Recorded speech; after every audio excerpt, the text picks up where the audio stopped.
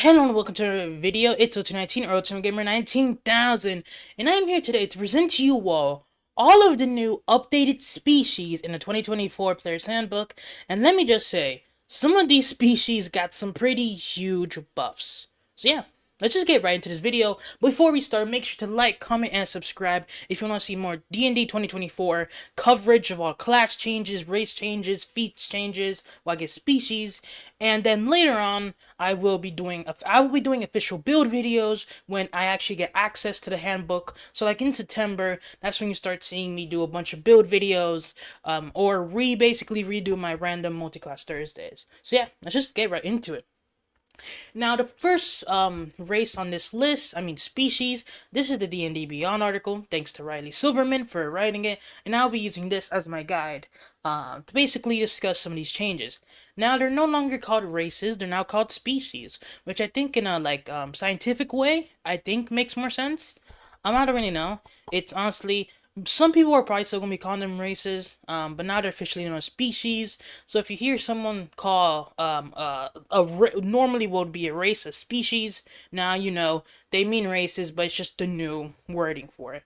It's kind of how like monks no longer have key points; they now have focus points, which is up. But now the first race we'll be discussing is the Aasimar. Now the Aasimar is, I don't know if I've ever really went on how much I like Aasimars, but Aasimar is my favorite race in the game. Celestial Revelation is one of the coolest features in the game, and I personally love it. Now, to pull up the old Aasimar that can be found in Mordekaiser's Monsters of the Multiverse, I'm actually really happy it's in the player's handbook now. I think Aasimars are one of the coolest race in D&D and give the players so much opportunities to have really cool and flavorful characters and very powerful characters. I think when it comes to a combination of flavor and power, the Aasimar basically meets it. Now, one massive change to Aasimar is originally you got to pick what type of Aasimar were you. You could be a fallen Aasimar, your traditional wings, or you can be an Aasimar that has such that they're so holy, so radiant that even being near them can hurt you. Now, they seem to have reflavored the Aasimar as more of the form they take is how their emotions present themselves. Meaning, at any time use your Celestial Revelation feature, you can pick any of these forms. So, for example, if you think having a fly speed will be the best choice, you can have a fly speed. If you think having an aura, maybe there's a bunch of goblins surrounding you, having your radiant consumption, maybe your best choice. Maybe if you see there's a bunch of allies near you, using your necrotic shout can provide good value. Either ways, you can now be way more flexible with how you do it. Now, I do know some people are decently mad at this change, saying, "Oh, I hate the fact that my Aasimar is no longer limited to a certain path." And I just do want to say that at the end of the day, you can only ever pick one of these Aasimar traits and just never use any of the other ones. I feel when a lot of people are discussing some of these changes, I feel like a lot of them are kind of doing it with like less. They're not really thinking of how this just makes everyone who doesn't want to be limited to one happy. But if you want to, you can still completely flavor your Asmar as it can only use Radiant Consumption or Radiant Soul or Necrotic Shroud. You can still be a fallen Asmar if you want to, just meaning that you just won't take these two. But for the people that want the Asmar to be like more of a emotion based character, or depending on how they feel is how they present themselves with their celestial lineage, that's they can just do it more now. So I feel like it's more freeing when for some people it's killing the flavor, but for the others it's simply just enhancing it. So then again, I feel like this is overall just a genuine good change, and also now all of them are bonus actions to do. So no more Necrotic Shout or Radiant Soul being a action, which I'm pretty sure in here, yeah, in Mordekaiser's multiverse, they were bonus actions, but in Volo's they were actions, which could be pretty damn, it's a little annoying, but aside from that, they have seemed to got in no real changes. And now there is this one very small change I do want to notice.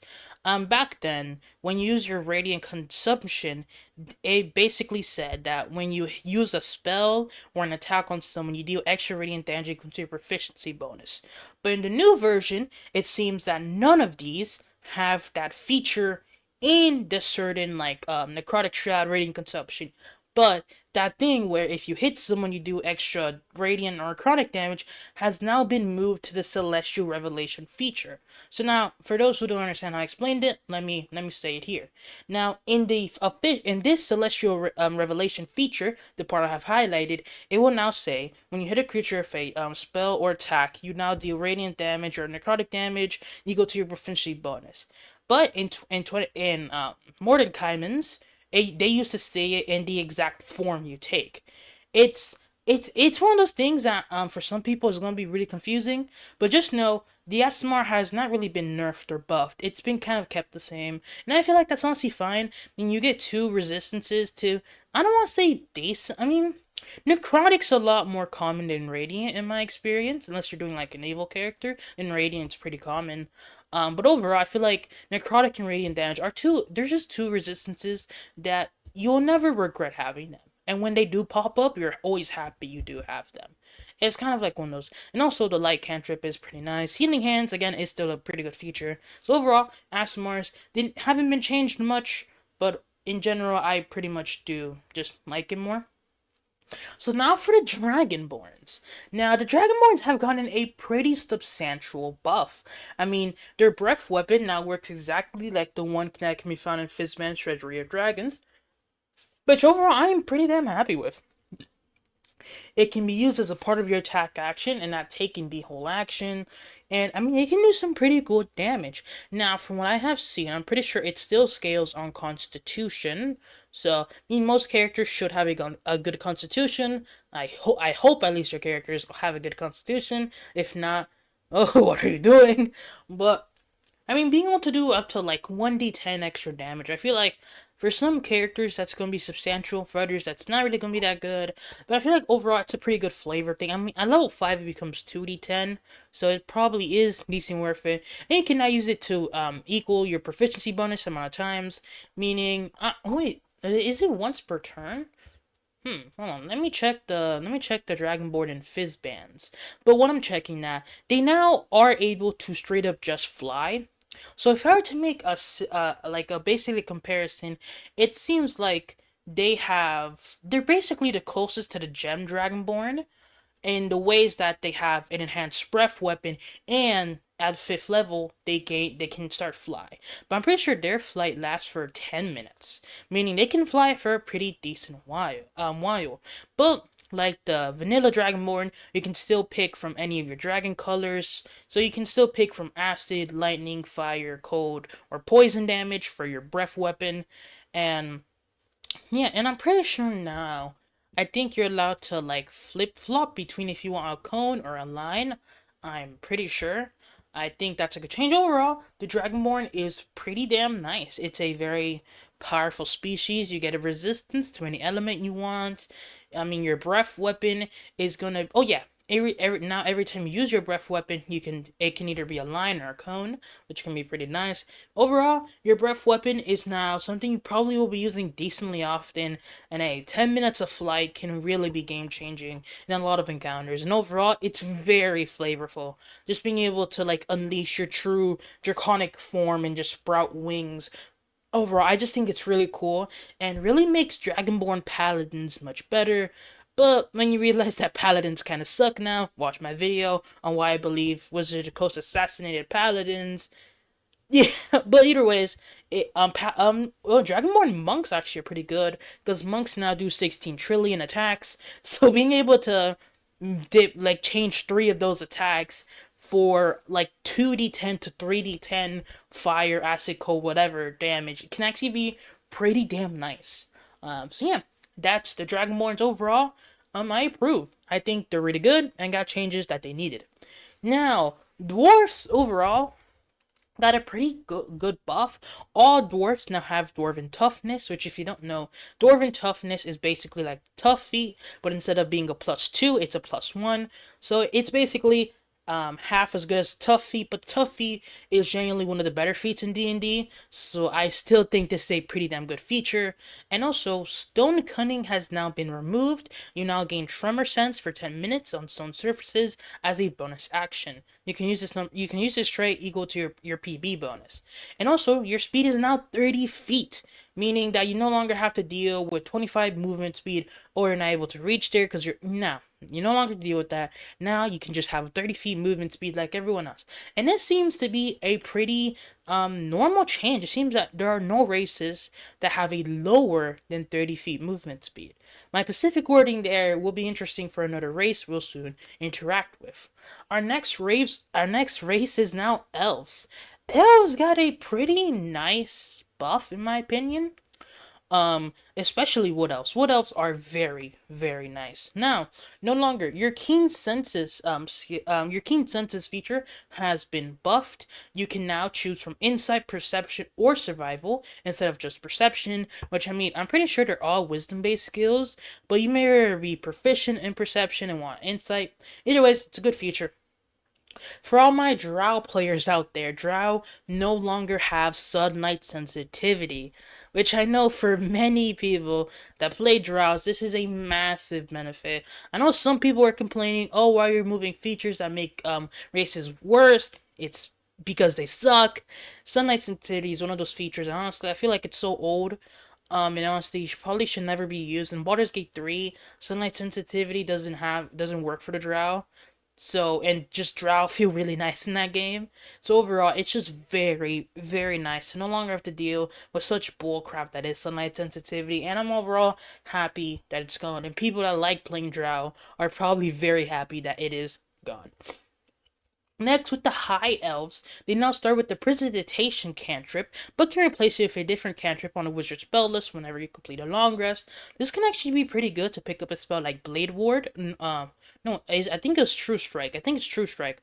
No, True Strike and Blade Ward. Both of those spells are very powerful, so just being able to have either of those for free as a race is pretty damn nice. Also, Wood Elves. Now, their Mask of the Wild, which, if we look back then, Mask of the Wild basically allowed them to hide when only lightly obscured by foliage, heavy rain, falling snow, mist, or other natural phenomenon.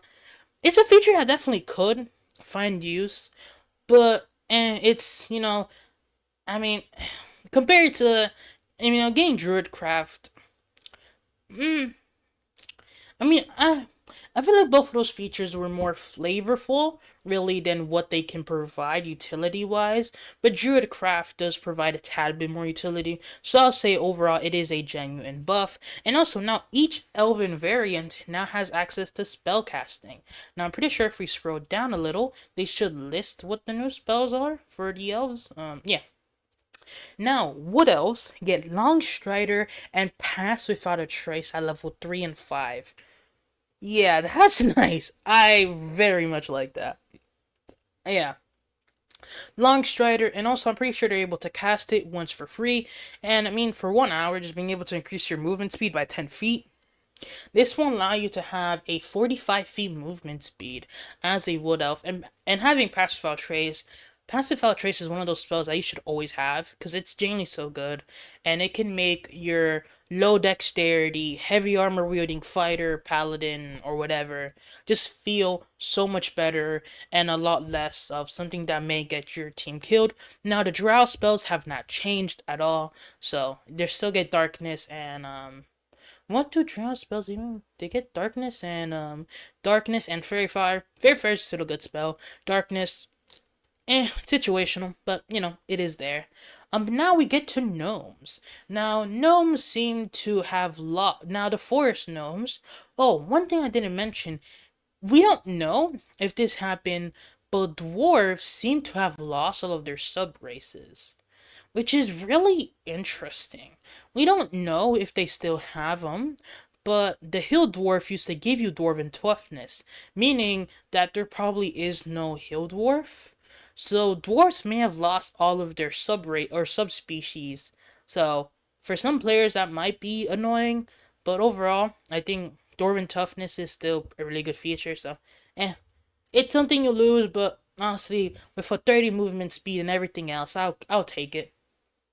Now gnomes. Now forest gnomes no longer can speak with small beasts, but they now have the speak with animals spell. This spell is always considered prepared, and you can cast it a number of times without a spell slot equal to your PB bonus.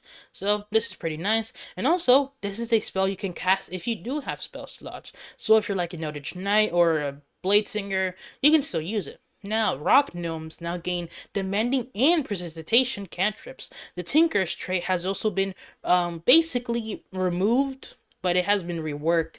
Its effects are now based on precipitation, so you can still have up to 3 devices at a time. So overall, yeah, it's a small. I don't know if because you do get 2 an extra count. I guess it's around the same. But now the Goliaths. This race got a substantial buff in my opinion. Shout out Grog. Now the Goliaths are pretty damn good. When I first saw Goliaths, I was like, I wish they're kind of like a little better. Because it never really felt like they're too powerful. I mean, look, Stone Endurance is cool. That's about it though. Uh but yeah, now they are very much better. You can now pick what type of giant you are. So you can be a cloud, fire, frost, hail, stone, or storm giant. And they all basically give you some pretty cool benefits equal to your proficiency bonus. Now, in the playtest, they did announce or they did show what type of bonuses or benefits you could give yourself. So actually, let me pull up the playtest here. These are not official. This is playtest material, but it should be semi-similar to what you can see in the new books. So let me just pull it up so then you have a little an idea.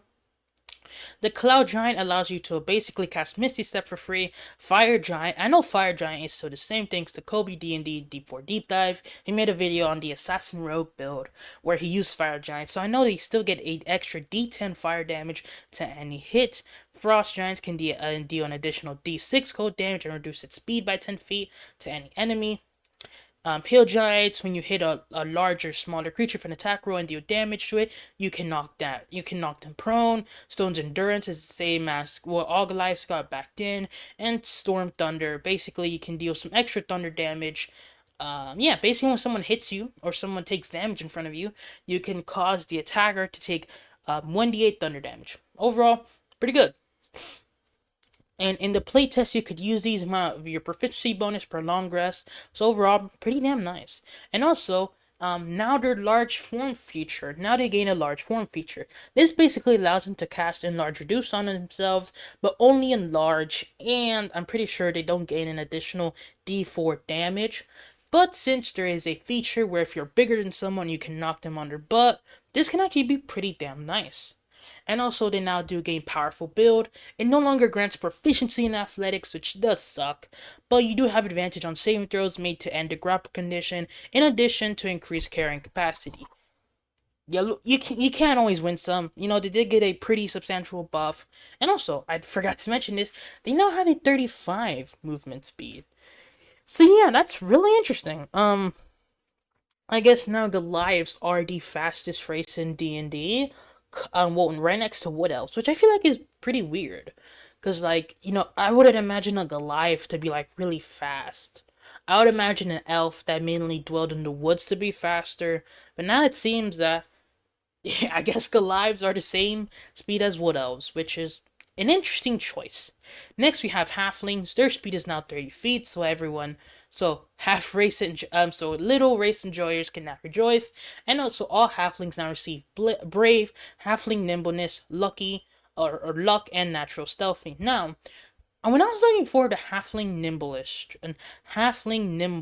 trait, I was kind of looking here. Wait, where's the Halfling? Okay, I'm blind. And I couldn't find it anywhere here. Unless it's been removed from the halflings, but I think they may be talking about the feat that some small races could pick, which is squat nimbleness, which basically gives you proficiency in athletics or acrobatics, and you have advantage on any strength, athletics, or acrobatics checks to escape from being grappled. So this squat nimbleness may now be a base class feature. Of course, remove these first two. Well, I'm assuming because you do gain an additional 5 feet, so maybe that may be a buff to halflings. Again, I don't know what they really mean by halfling nimbleness. Actually, do they have it listed here? No, they don't. So If you know what they mean by that, leave it down below and I will respond to your comment and so then people can see it. Next, we have humans. Now, humans used to be that one race in D&D that kind of were a little broken, solely because very human. But now, humans have gotten they've gotten a nerf, but they've also gotten a substantial buff in some ways. Now, they now gain heroic inspiration every single long rest. Now, heroic inspiration lets you reroll any dice in the game.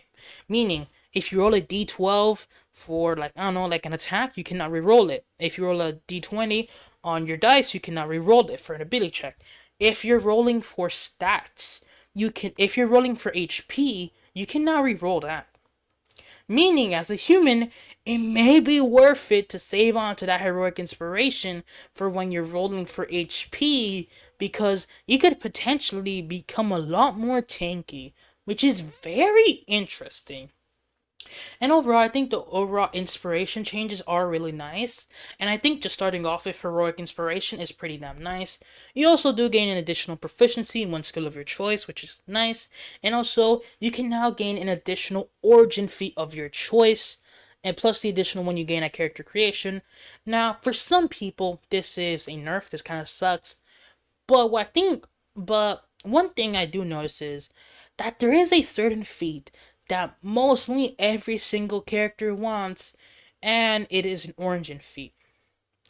And this feat I'm talking about, of course, let me pull up the playtest, is drumroll,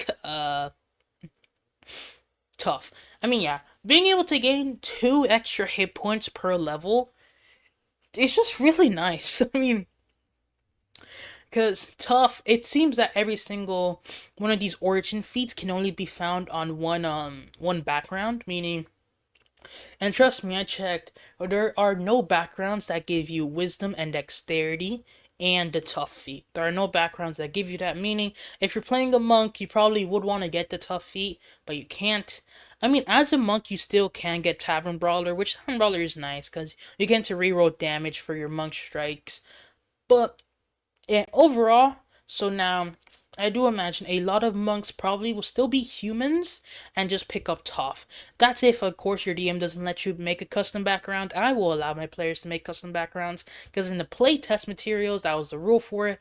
And also, I feel like just some classes really need a custom background, and monks, since they didn't buff their hit dice, really do need it.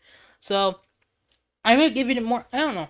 I still definitely do think human is going to be a very good option because now every character can just be a lot more tanky than they would ever would be, which is very nice. Or again, they could take something like skilled or savage attacker. Now with the rogues, you do gain your skill that allows you to never roll lower than a 10 on anything you're proficient in very quicker.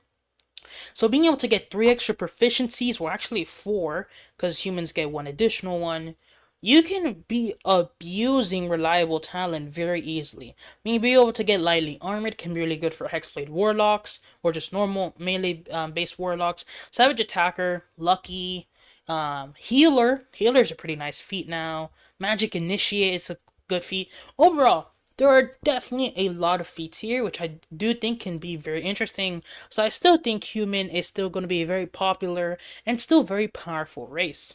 Now, orcs. Orcs are personally my second favorite race in D&D. Now, they've lost powerful build, which I saw some people in the comments of this D&D Beyond post completely losing their mind over, and I'm like, huh? It's, cause if we're being honest, if we look at the original orc that is found in Mordecaiman's Monster of the Universe, powerful build, I have never used powerful build in my life. I'm sorry, I have watched so many D&D campaigns that have been recorded. I've seen characters that have had powerful build, it's never came up. I've seen characters that don't have powerful build, and it still never came up. Most DMs never care for powerful build because it's such a rare and useless feature. It is the definition of a ribbon feature, I'm not gonna hold you. But now, overall, I do think orcs are genuinely stronger than half orcs. Yes, being able to do some additional damage on a crit is nice as a half orc. But being able to take a bonus action dash and gain some temporary hit points is much better in my opinion. Adrenaline rush is such a powerful trait, which I'm very happy that now all orcs get. Sorry if you hear noises in the background. I moved somewhere. I don't know if you can hear them. I don't think you can because I can barely hear them. But if you can, I am very sorry if you do. They've been near the end of the video, which does suck. I try to. It's just it's weird. Whatever.